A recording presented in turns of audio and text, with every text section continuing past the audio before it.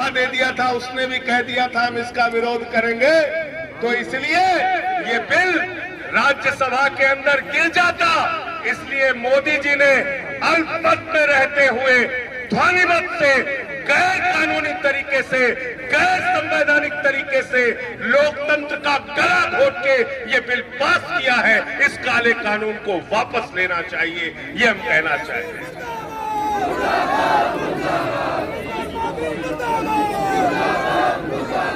आज पंजाब के अंदर किसान आंदोलन कर रहा है, हरियाणा के अंदर किसान आंदोलन कर रहा है, कर्नाटक के अंदर किसान आंदोलन कर रहा है, केरल के अंदर किसान आंदोलन कर रहा है, पश्चिमी उत्तर प्रदेश में किसान आंदोलन कर रहा है। और भारतीय जनता पार्टी के लोग और उसके प्रधानमंत्री नरेंद्र मोदी जी देश के करोड़ों किसानों से झूठ बोलने का काम कर रहे हैं। कह रहे हैं इस बिल में किसानों के लिए कोई नुकसान नहीं है, एमएसपी खत्म नहीं हो रही है। मैंने भाजपाइयों से पूछा, तीनों बिल में एक जगह भी एमएसपी शब्द लिखा हो तो दिखाओ। तीनों जगह, तीनों बिल में एक जगह भी न्यूनतम समर्थन मूल्य लिखा हो तो बताओ। अरे अगर किसी किसान को एमएसपी नहीं मिला, वो कोर्ट में जाएगा, वो कहेगा पूंजीपति ने हमें न्यूनतम समर्थन मूल्य नहीं दिया, एमएसपी नहीं दिया, तो जज साहब आपकी बात सुनेंगे, वो कहेंगे इस बिल में कहां लिखा हुआ है एमएसपी। आप उस समय ये कहोगे क्या कि मोदी जी ने बहुत अच्छा भाषण दिया था, आपने जज साहब नहीं सुना, तो जज साहब आपकी याचिका लेंगे और उसको उठाकर फेंक देंगे। ये देश के करोड़ों किसानों के पेट और पीठ दोनों पर लात मारने का काम नरेंद्र मोदी की सरकार ने किया है। इस बिल के अंदर कहीं भी एक शब्द भी, कहीं भी इस बिल के अंदर एमएसपी का जिक्र नहीं है, पहली बात। और दूसरी बात, इसमें क्या किया है, जो सबसे खतरनाक काम किया है, असीमित भंडारण की छूट दे दी, अनलिमिटेड स्टोरेज की छूट दे दी। इसका मतलब अडानी आपसे अनाज खरीदेगा, अंबानी आपसे अनाज खरीदेगा, टाटा आपसे अनाज खरीदेगा, बिरला आपसे अनाज खरीदेगा, बड़े बड़े पूंजीपति आपसे अनाज खरीदेंगे, सस्ते दामों में आपका अनाज खरीदेंगे, स्टोरेज बना के पंजाब के अंदर, हरियाणा के अंदर, उत्तर प्रदेश के अंदर रख लेंगे। जब बाजार में गेहूं की, चावल की, अनाज की कमी हो जाएगी तो महंगे दामों में आपको बेचेंगे।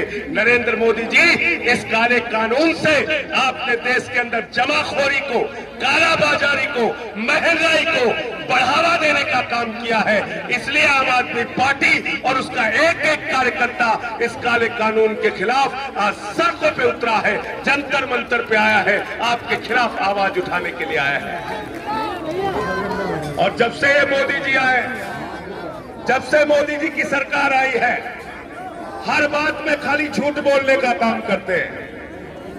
अब एमएसपी के बारे में झूठ बोल रहे हैं पूरे देश में। याद कर लेना, ये वही लोग हैं जब नोटबंदी लेकर आए थे तो इन्होंने कहा था नोटबंदी से आतंकवाद खत्म हो जाएगा, नोटबंदी से काला धन खत्म हो जाएगा, नोटबंदी से देश तरक्की पे जाएगा।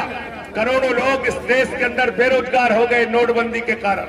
नोटबंदी ने देश को बर्बाद कर दिया और मोदी जी ने कहा था अगर हम 50 दिन में इसका फायदा नहीं बता पाए तो हमको चौराहे पर खड़े कर देना। मोदी जी, मैं आपसे पूछना चाहता हूं, देश का करोड़ों किसान आपसे पूछ रहा है, किस चौराहे पे आप मिलोगे? हमको तो आपने नोटबंदी से बर्बाद कर दिया, बर्बाद कर दिया, तबाह कर दिया। अब किस चौराहे पे आप मिलोगे, जरा हमको बताओ।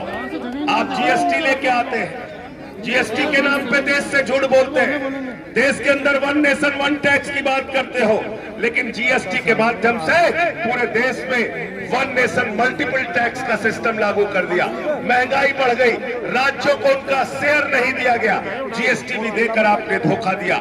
आज आपकी सरकार क्या कर रही है? लॉकडाउन के दौरान पूरा देश जब भूख से मर रहा था, सड़कों पर चलते हुए मजदूरों की जानें गई, चलते हुए रेलवे ट्रैक पर मजदूर कट के मर गया। लोग 2 वक्त की रोटी के लिए लोग तरसते रहे। और हिंदुस्तान ने वो दृश्य भी देखा कि 13 साल की एक बच्ची ने 1300 किलोमीटर गुड़गांव से लेकर बिहार तक अपने पिता को साइकिल पे बिठा के पहुंचाया। यह हिंदुस्तान की हालत आपने कर दी मोदी जी। लॉकडाउन के दौरान 50 यात्री ट्रेन की अव्यवस्थाओं के कारण मर गए। यह हिंदुस्तान की हालत आपने कर दी। 40 ट्रेनें आजादी के बाद पहली बार लॉकडाउन में रास्ता भटक गई। अरे रास्ता ट्रेनें नहीं भटकी है मोदी जी, रास्ता तुम्हारा नियत, तुम्हारी सरकार का भटक गया है, जिसको कान पकड़ के सही रास्ते पे लाने का काम हिंदुस्तान का किसान, मजदूर, नौजवान करेगा। हम आपके सरकार का कान पकड़ के रास्ते पे लाने का काम करेंगे। इस देश के अंदर हो क्या रहा है? आज सारी चीजों को बेचने का काम चल रहा है। रेल बेचा जा रहा है, सेल बेचा जा रहा है, बैंकिंग सेक्टर बेचा जा रहा है, इंश्योरेंस सेक्टर बेचा जा रहा है, एयर इंडिया बेचा जा रहा है, कोल इंडिया बेचा जा रहा है, और तो और बीपीसीएल जो महारत्ना कंपनी है उसको भी बेचने का काम किया जा रहा है। देश को बेचने का काम कर रहे हो मोदी जी। देश को बेच के, देश को बर्बाद करके आप हिंदुस्तान की जनता को झूठ बोल के आप तरक्की का, उनको सपना दिखाने का जो काम कर रहे हो, आपकी सरकार की असलियत सामने आ चुकी है। और 6 सालों में आपने बड़े बड़े वादे किए।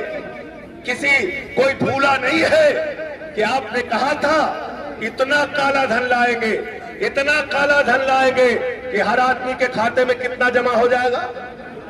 जोर से बोलिए। सबको याद है, कोई भूला नहीं है। 15 लाख मिल गए आप लोगों को, 15 लाख। और क्या कहा? नौजवानों को कितना रोजगार देंगे हर साल? कितना देंगे? 10 करोड़ बेरोजगारों की फौज खड़ी कर दी हिंदुस्तान में मोदी जी ने।